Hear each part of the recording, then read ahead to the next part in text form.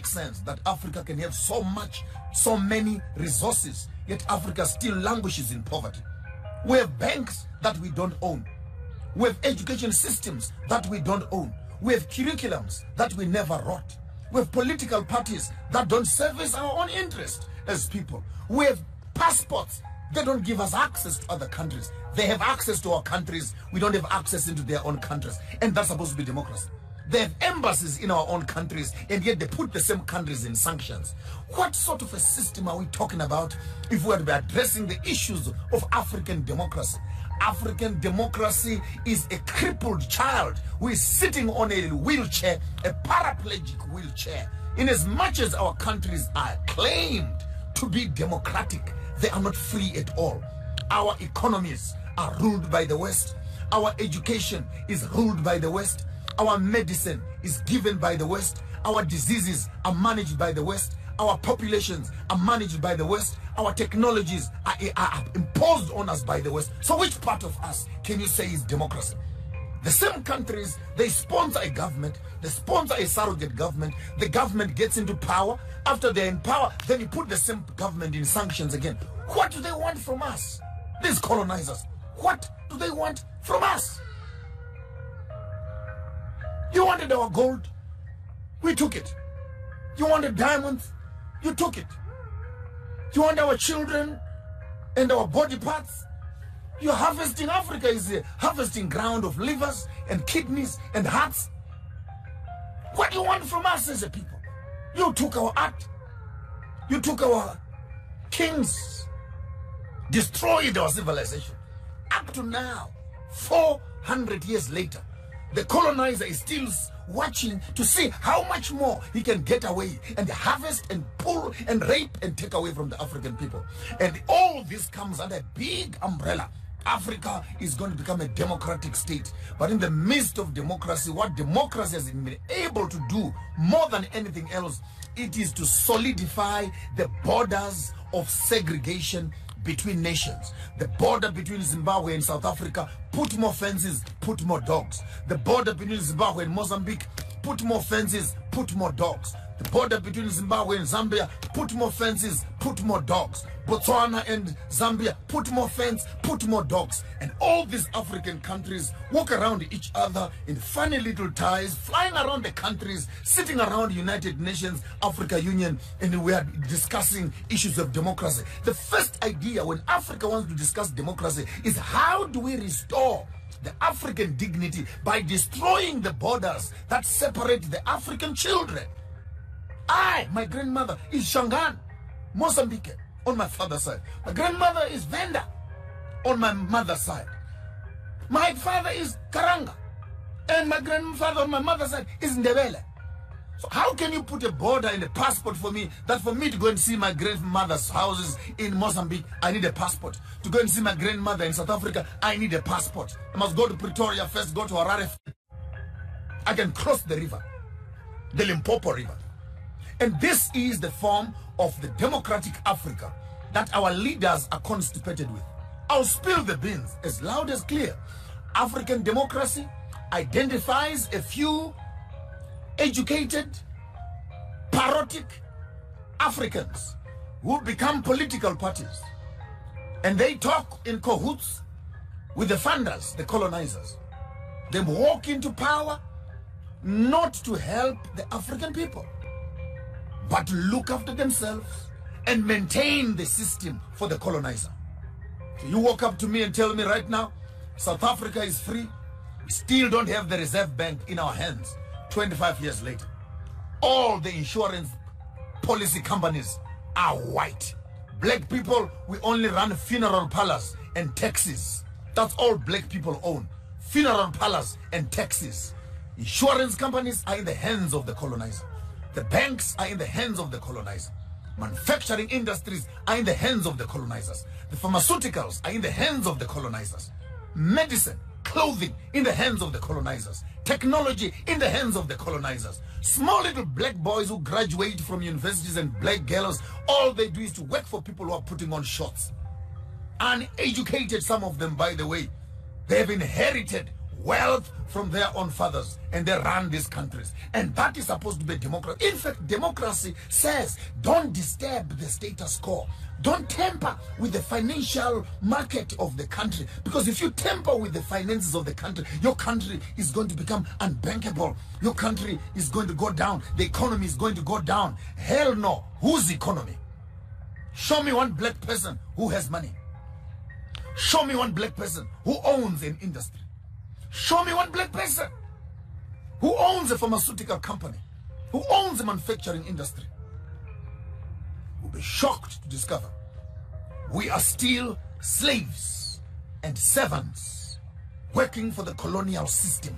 Take note, I'm not insulting any political party, but I want to insult their insensitivity that they walk around and campaign. I'm saying this from Nigeria to Uganda to Kenya to Ghana to Zimbabwe to South Africa to Botswana, anywhere in Africa. Tell me one political leader who has made an intentional business of improving and establishing factories for his own people. Sit around approving business budgets for what? Just take that money, open industries. Take that money, open up mines. Take that money, open up agricultural farms. Have food for your people, employment for your people. How complicated can that be? The model to follow is Dubai. Look at Emirates. They have nothing. All national fund. Use the national fund to make Dubai a capital city of industry for the whole world. Here we are in Africa. We have cocoa, we have bananas, we have coal, we have platinum, we have diamonds, we have oil, we have weather, we have tourism, we have everything. But in the midst of all these resources, our African people are still languishing in poverty. Can I ask you, the intelligent ones, what is the problem of Africa? What is the problem? We have the resources, we have the universities, we have the education, we have the skills. What is the problem? The problem is we are trained to maintain a system that does not benefit us. We go to school to learn to maintain that system. We train our children to look after the system. Our political system has no will at all to empower the local people. It has no will. There's no political party that wants to remove bread from the mouth of the white man. That's a fact. Because all these political leaders are eating with the colonizer. So how can you destabilize a system that is giving you food? So it's the typical state where Uncle Tom kind of boys who now are being told, you are not like them. You are a better black than them. Please, you can eat here. You can sign here. You can own this also and that. And before you notice it, 5 years, 10 years later, our political leaders have just become rubber stamps in government for pushing a European colonized agenda. I'm still looking for a country that will take its own resources and improve its own infrastructure. I challenge all the African political heads across Africa. Go to Dubai, not to shop. Go and study. Go and study how a place that has nothing has been able to change its course from a desert to a capital city of shopping in the world.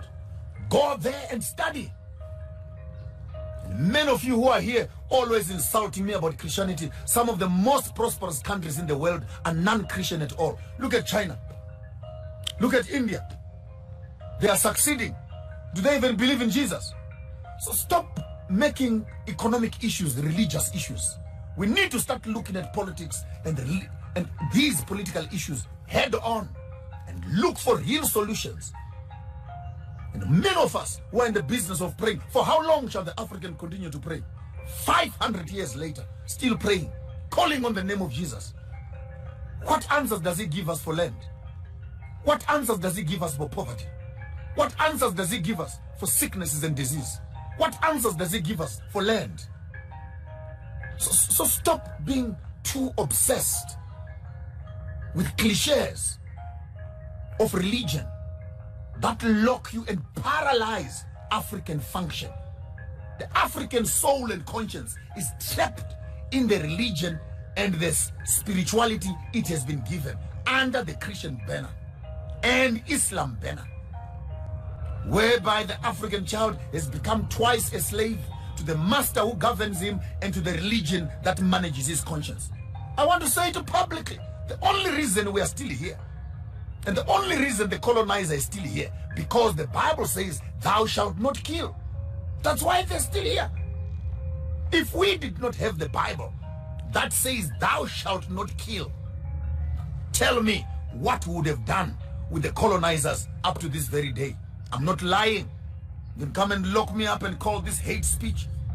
We would have flushed them out and thrown them out in the Indian Ocean and sent them back where they came from. But because of religion and because of Christianity, and you white people, you better all of you become Christians. You better become Christians.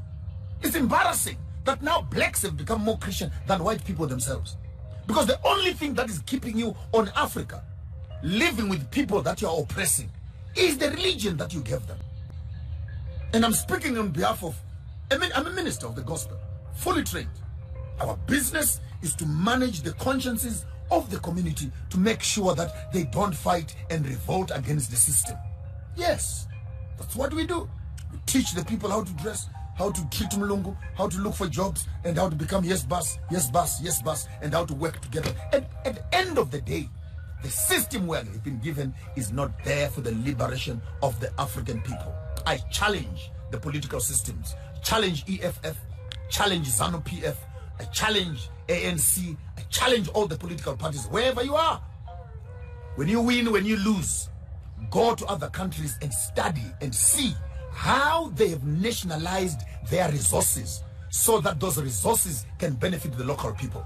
I can't believe Zimbabwe, my own country, has 87 rare minerals that are being looked and sought for in the whole world. And yet the country to date does not have its own currency. Does not have its own currency. What's your problem? The mines are in your hands. The taxes are in your hands.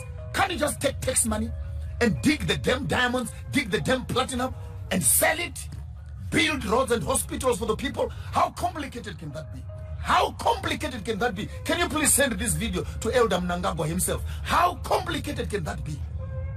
No, there must be a board, a barrow, there must be a committee, there must be what? A board that will process things, and before the money even comes there, all the hungry political leaders are in the pot, harvesting and stealing the same money from the same coffers that's supposed to be helping the community.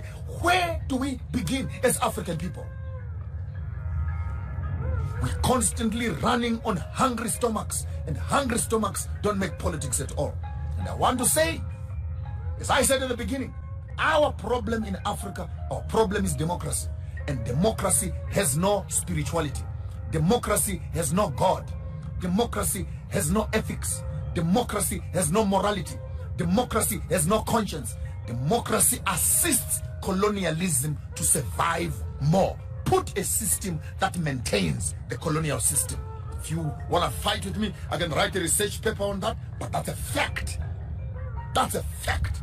You walk into power, you destabilize the system, they put you on sanctions, put your economies into quarantines and into chaos. There you are again begging and crawling on your feet, looking for the Western world to approve, give you loans and etc. How long will you, as my African people, how long will it take you to wake up from your sleep and slumber of eating the lollipops of Western civilization? And one of the most biggest poisons that we have eaten in Africa is the poison of democracy, which teaches us not to respect anything. I'm here to advocate for Ubuntu, Ubuntu nation. Every man must look after his own family. Put R1, $1 per day for every member of the family who is living with you. Start a savings plan. 52 million people in South Africa, 17 million people in Zimbabwe, 2.5 million people in Botswana, 2.3 people in Swaziland. If we can put all this R1 per day kind of money, we are able to create our own banking, our own financial system, which can challenge and collapse all the financial institutions that Africa is now incubating, which are colonial systems. I don't care who they are, from Ernst & Young to Old Mutual to Standard Bank to FNB to Nedbank, all these systems that are in the hands of the colonizer. We don't need these systems at all. If we can take the money that we work for and we keep it together. Now, because we are all in debt, let's start slowly. Let every member of the African Ubuntu nation create a doggy bag, a kitty, have a small little savings plan in your house. 1 rand per day, 1 pula per day, 1 malangeni per day. Keep that money with you. We'll make a calling very soon. We put all those 1 rand per days into one big kitty. We can begin, even if the white people say they want us to buy the land, we can afford to buy the land for ourselves. 52 million rand a day or 47 million rand per day times 10, that's for 10 days, times 100 days, times 1 year. Those are trillions of dollars. We don't need a donation from anybody. With that money, we can build our own universities. We can build our own hospitals. We can build our own houses. We can look after ourselves. If we understand, we can make the resources work for us. Instead of taking 2,000, 3,000 rand per month to pay for a gym, to pay for health insurance, to pay for insurance, which we can't even afford. Why can't we take our own money, 1 rand per day, buy and build our own hospitals, which we can look after ourselves, which we can afford, competitive prices for our own people. I'm here to advocate for a new day for the African people. We're tired.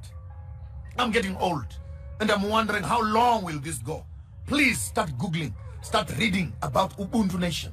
Ubuntu Nation, Ubuntu Nation, Ubuntu Nation, Ubuntu Nation is our only solution and our last stroke of hope as Africans. Let's take the money that we are working for at a minimal of each one of us who is working. Start putting that money together.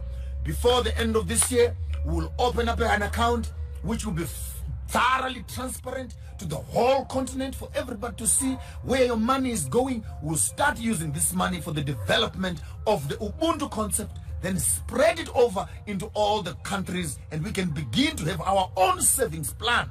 We can build our own infrastructures, and the issues of politics and governments, we can always deal with them a bit later on. I'm not interested in politics. This is not a political party. This is a nation building initiative.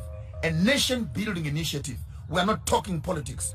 Time for politics is over. We have given political leaders from 1945, 1960, more than 68 years of democracy. But each democratic country has made its people poor and poor. And no one wants to admit that we cannot run this system. It's failing us. It's failing us. Politicians are saying too much, saying too much, saying too little, doing too little, speaking too much, doing very little.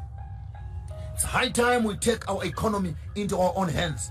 And when we have our economy in our own hands, we can determine the politics of every country, determine the health of our people, determine the entertainment of our people, determine the fashion of our people, determine the industries of our people, determine the hospitals of our people, midwifery for our own children, education for our own children, land for the future generation, and preserve the things that we think they're important to us. Ubuntu Nation. Ubuntu Nation starts with you as an individual. Tonight, buy, organize a nice little bucket, a kitty in your own house. From the beginning of the year to date, put 1 rand, 1 rand, 1 rand, 1 rand, 1 rand, $1, $1, $1, 1 puller, 1 puller, 1 puller for all your children. Let's see how that kitty looks at the end of the 3-4 months, when 10, 15, 20 families can begin to put all those 1 rand per day initiative into one kitty. We can begin to talk about our families, we can begin to talk about our communities, then we can begin to talk about our nation, ultimately our continent as a whole. I'm here to advocate the initiatives of Ubuntu. Ubuntu, Ubuntu Nation is our passport out of poverty.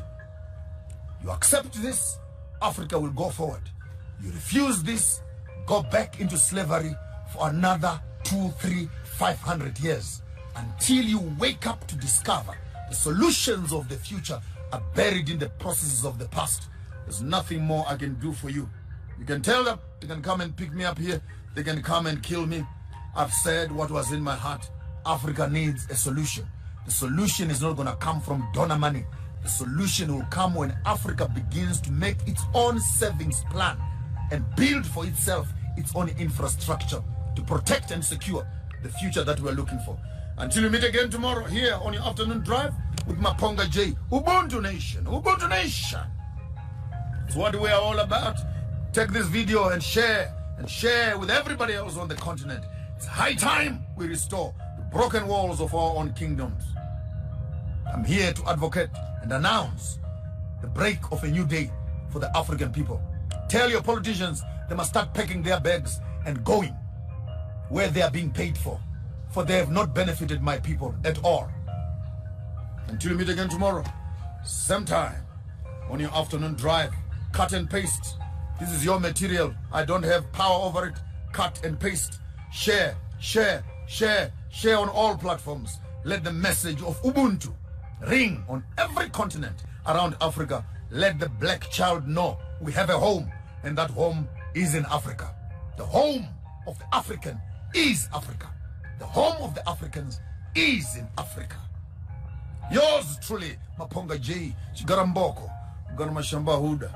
Shira na wanawe wanji. Makumbumana, mwisendewe shana. So say we don't meet.